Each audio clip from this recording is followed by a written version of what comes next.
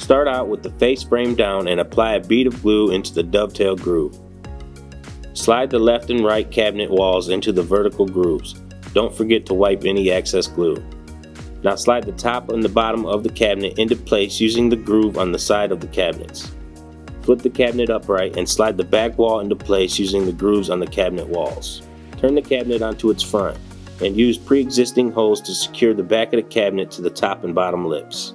Now place a corner bracket into each corner of the top and bottom to firmly secure the cabinet together.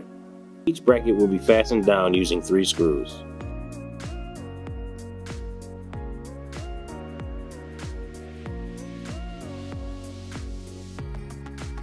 Flip cabinet upright and place shelf clips into the holes on the inside of the cabinet, lip side down. Then place the shelves on the clips and press lightly down until the shelves click into place. Place the door face down and set each hinge into place, making sure the holes on the hinge line up with the holes on the door. Fasten them down with 2 screws each. Then place a rubber bumper in each corner on the door opposite your hinges.